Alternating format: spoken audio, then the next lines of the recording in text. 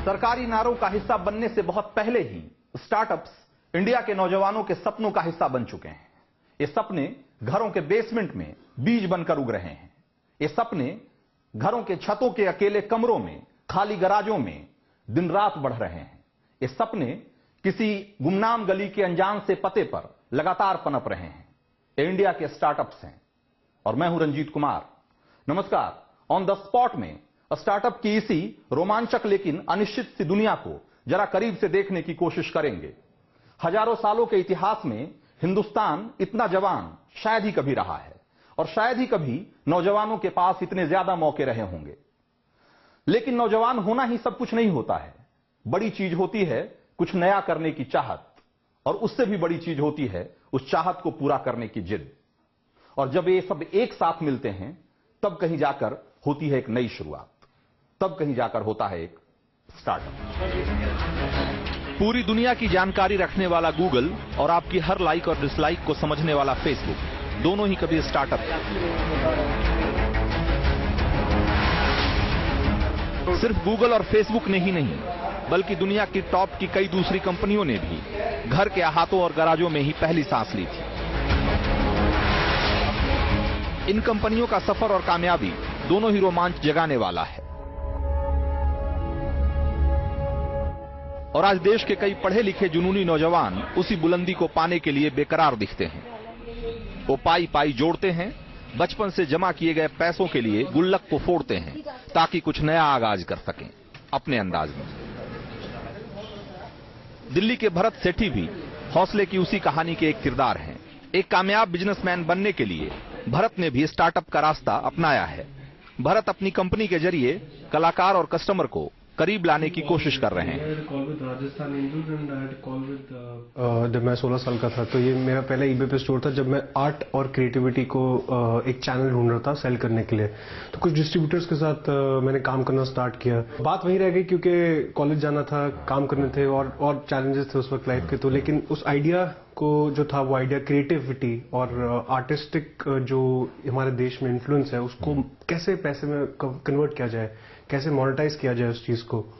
तो वो चीज वहीं से निकली थी। फिर 2012 में मैंने ये फिर से स्टार्ट किया पोस्टर गली के नाम से। पहले आपने डिजाइन पोस्ट करते हैं आप अपनी वेबसाइट पे, हाँ, डिजाइन को देखकर कोई ऑर्डर करता है, बिल्कुल, उसके बाद फिर वो चीज बिल्कुल। सो हमारा बिल्कुल अब थोड़ा बहुत यहाँ पे चेंज ये है कि ये क्रिएटर है जो इसको एक ऑटोमेटेड हमने बैक एंड टेक्नोलॉजी दे रखी है। वो आता है, उसमें ड्रैग एंड ड्रॉप करता है अपना क्रिएटिव वर्क, प्रोडक्ट्स पे डालते हैं, उनके पास कैटेगरीज है, वो पूरी टेक्नोलॉजी उनको मिलती है, वो अपने कलेक्शन लाइव कर देते हैं। पूरा प्रोसेस कम से कम 10 से 15 मिनट लगते हैं उनको एवरेज पे।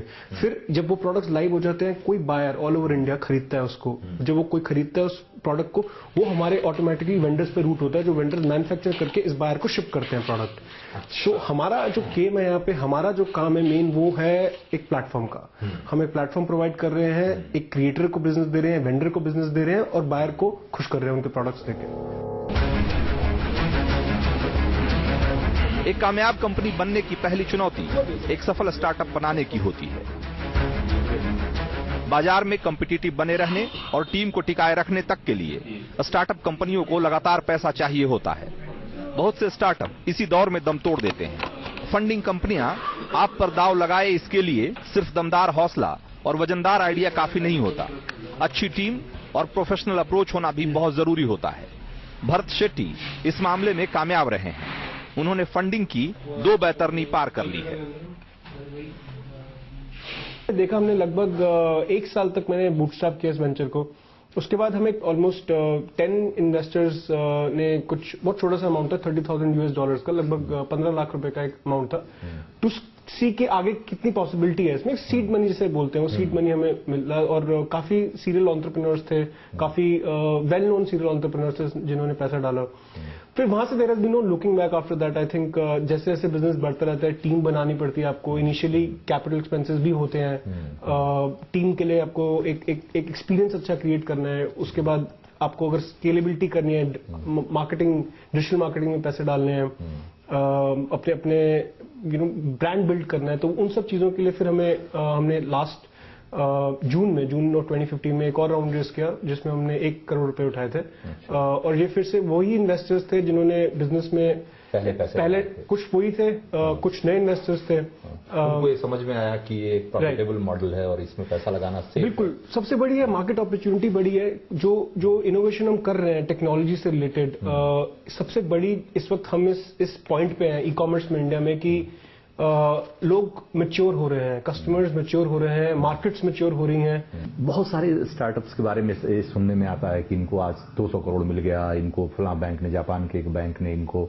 500 करोड़ रुपए दे दिए, और उस पर ज्यादातर पैसा वो मार्केटिंग और डिस्काउंट देने में चीजों को वो खत्म हो रहा है। तो इसकी रिकवरी कैसे होगी? मतलब कई बार ये सवाल बार बार आता है हमारे मन में। समझना पड़ेगा कि वीसी जिसे बोलते हैं, वेंचर कैपिटल फंड जो है वो ऑपरेट कैसे करता है। उनका ऑपरेशन का उनका एक साइकिल होता है, 6 से 7 साल का उनका एक फंड का साइकिल होता है, कभी कभी ज्यादा भी होता है। वो एक कंपनीज उन्होंने लगभग एग्जाम्पल 10 कंपनीज में इन्वेस्ट करना है 1 साल में या 2 साल में करीबन। तो उनका जो मेन मोटिव रहता है वो ये रहता है कि 8 में से इनमें कंपनीज हो सकता है कि फ्लॉप हो जाए, मतलब बंद हो जाएंगी, शट डाउन हो सकती है। एक कंपनी इनको 1-to-1 रिटर्न दे सकती है, फिर 2 कंपनी 1-to-1 रिटर्न दे सकती है, बट एक कंपनी जो वो है वो पूरे उस 500 करोड़ का और उससे उनको ऊपर से 5x 4x रिटर्न भी देगी, प्रॉब्ली 10x रिटर्न देगी इन सम केसेस।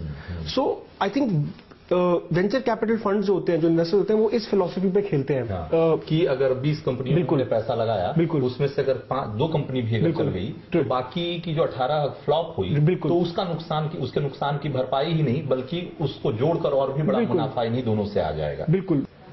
रोटी, कपड़ा और मकान के बाद इस दौर में इंटरनेट चौथी सबसे बड़ी जरूरत बनकर उभरी है। स्टार्टअप कंपनियों ने इंटरनेट के इस्तेमाल से बाजार, व्यापार और रोजगार के समीकरण को बदल कर रख दिया है।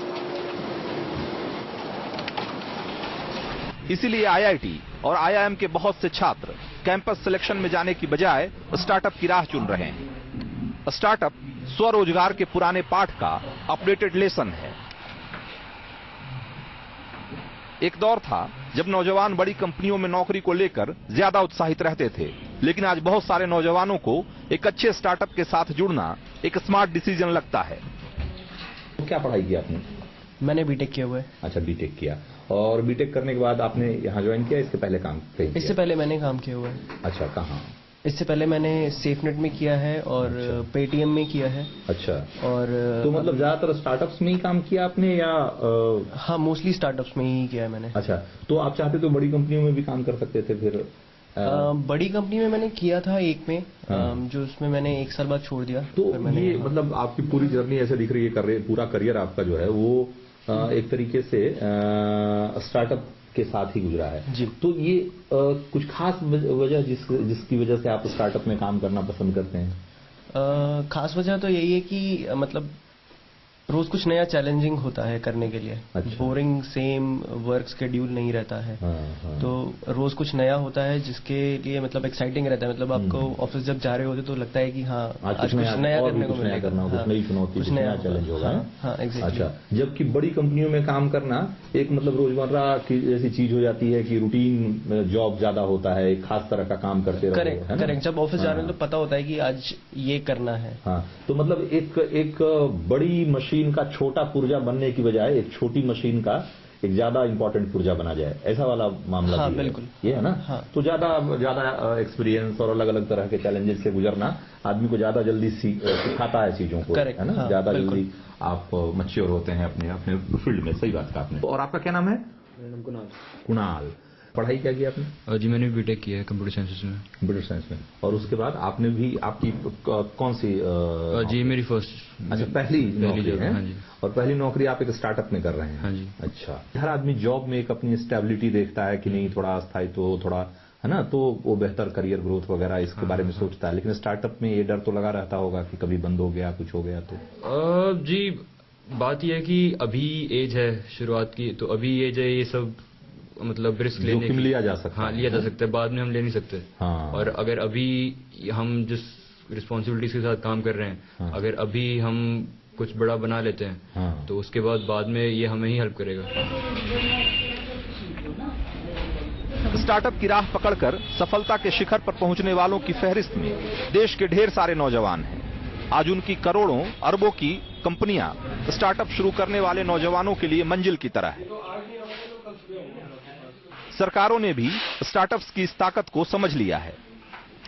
मोदी सरकार का startup India, stand up India इसी का हिस्सा है। मोदी सरकार ने स्टार्टअप के लिए 10,000 करोड़ का एक फंड बनाने का फैसला किया है। पेटेंट कराने वाले को 80% छूट मिलेगी और शुरुआती 3 साल तक स्टार्टअप्स कई तरह के टैक्स की मार से भी मुक्त रहेंगे।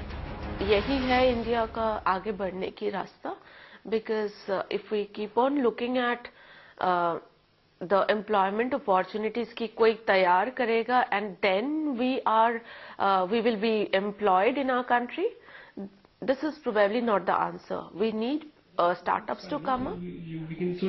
सरकार के इन फैसलों से स्टार्टअप कंपनियां चलाने वाले युवाओं का उत्साह बढ़ा है, लेकिन सरकार से भी पहले उद्योग जगत के पुराने खिलाड़ियों ने स्टार्टअप्स की ताकत को बखूबी समझ लिया है।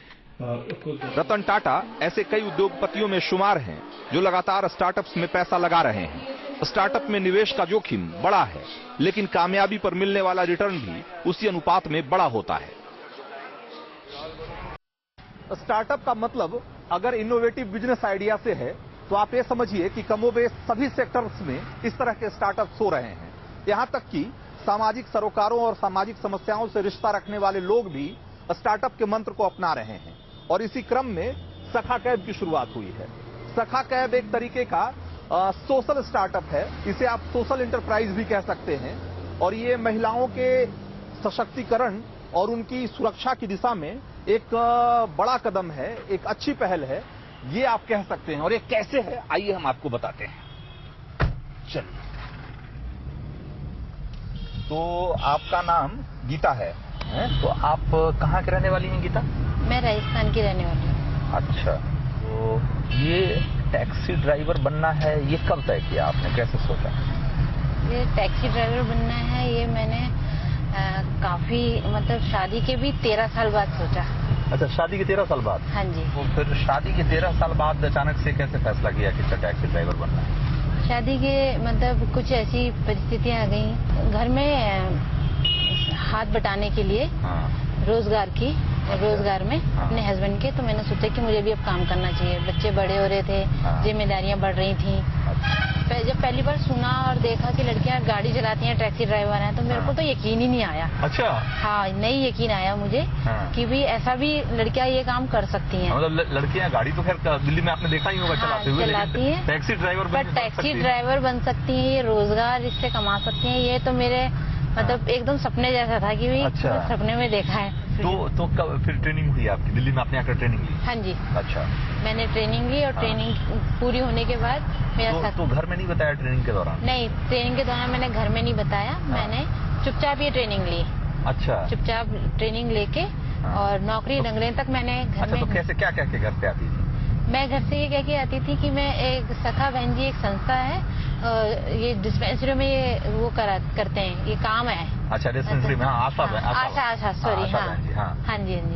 तो आशा बहन जी, तो मैं उसमें वो बोल के आती थी मैं घर से कि मैं ये मतलब उसमें काम करती हूँ और मैं जा रही हूँ। वो आधे दिन का काम होता था, फिर आधे दिन के बाद मैं यहाँ आती थी ट्रेनिंग लेने, और उसी से मैंने अपना खर्चा वर्चा सब निकाला। घर में से मैंने किसी से कुछ भी नहीं लिया। अच्छा। तो इसलिए तो पहली बार कब बताया घर वालों को कि मैं अब ड्राइविंग सीख चुकी हूँ और मुझे ड्राइविंग करना है, और क्या रिएक्शन था उनका? पहली बार ये एक शादी में पता चला, जब हम किसी के यहाँ मंगोलपुरी शादी में गए थे किसी रिश्तेदार की। अच्छा। तो रिश्तेदारों की 3 गाड़ियां गई थी हमारे साथ। हाँ। और 3 गाड़ियों में से 2 मतलब वो जेंट्स थे, तो वो ड्रिंक करके काफी वो हो गए थे, तो उनसे गाड़ी चलाने की स्थिति में नहीं थे।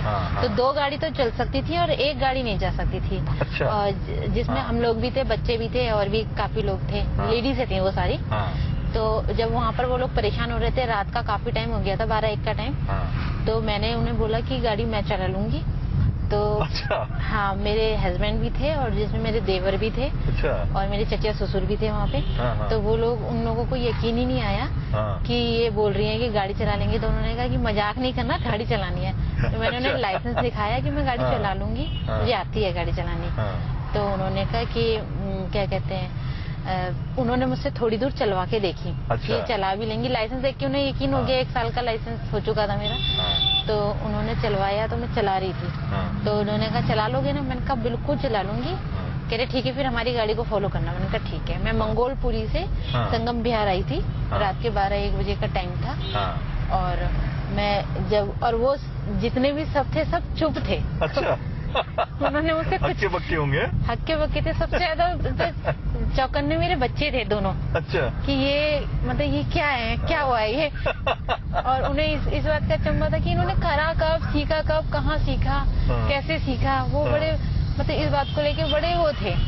मेरे हस्बैंड भी बिल्कुल चुप। अब मतलब रिश्तेदार थे जो उसी गाड़ी में बैठे थे? नहीं, वो उस गाड़ी में तो सिर्फ लेडीज थी और बच्चे थे। दूसरी गाड़ी में थे, पर वो आ रहे थे तो पूछ रहे थे वो उनसे कि भाई ये कैसे सीखी, कब सिखाया तुमने इन्हें। तो उन्हें खुद ही कुछ नहीं पता। मुझे नहीं पता, मेरे पास ये सवाल है, मैं घर जाके पूछूंगा ये क्या हुआ है। फिर ऐसे उन सबको पता चला। सखा की मदद से आज 100 महिला ड्राइवरों को रोजगार मिल चुका है, जबकि करीब इतनी ही महिलाएं ट्रेनिंग के फेज में हैं। महिलाओं के सशक्तिकरण की दिशा में एक कामयाब मॉडल होने के बावजूद सखा कैब आज भी एक छोटा स्टार्टअप है। ऐसे सोशल इंटरप्राइज को आगे बढ़ाने में सरकार को बढ़ चढ़कर आगे आना चाहिए था, लेकिन इसके उलट कानूनी पेचीदगियों में इनके कई प्लान उलझ कर रह जाते हैं। सर, हमारे पास ड्राइवर्स हैं, वो कमर्शियल ऑपरेशन में नहीं आ सकते हैं क्योंकि उनकी एजुकेशन क्वालिफिकेशन इतनी नहीं है जो कि गवर्नमेंट रूल्स कहते हैं, जिसमें 8वीं पास होना जरूरी है कमर्शियल में आने के लिए। दूसरा, प्राइवेट लाइसेंस से लेके कमर्शियल लाइसेंस को अप्लाई करने के लिए उनको कम से कम 1 साल का इंतजार करना पड़ता है। अगर उनको वो उस समय में अगर नौकरी नहीं मिलती है तो फिर वो क्या करेंगे, फिर वो दूसरे कामों की तरफ जा सकते हैं। भरत और दीपाली स्टार्टअप के 2 अलग अलग छोर पर हैं। एक का मकसद बाजार पर छा जाना है, जबकि दूसरा सोशल कैपिटल को आगे बढ़ाना चाहता है। और हिंदुस्तान की तरक्की के लिए दोनों ही अहम हैं। जिस वक्त मैं आपसे यह स्टार्टअप की बातें कर रहा हूं, उस वक्त भी हिंदुस्तान में हजारों नौजवान ऐसे होंगे जो कुछ नया करने, कुछ अलग करने की सोच रहे होंगे। उनमें से सैकड़ों लोग ऐसे भी होंगे जो असल में स्टार्टअप करेंगे भी, लेकिन इक्का दुक्का ही होगा जो कामयाब होगा। दुनिया उसकी चर्चा करेगी, बाकी सब गुमनामी के अंधेरे में खो जाएंगे। लेकिन स्टार्टअप के साथ जुड़े नाकामी के तमाम जोखिम के बावजूद हिंदुस्तान एक स्टार्टअप नेशन बना रहेगा, क्योंकि ये जवान हिंदुस्तान है। ये सपने देखता रहेगा, ये स्टार्टअप करता रहेगा। ऑन द स्पॉट में आज इतना ही। हमारे सहयोगी नीतीश कुमार और मनीष झा के साथ मुझे दीजिए इजाजत। अगले हफ्ते ऑन द स्पॉट में मिलेंगे, फिर किसी और स्पॉट।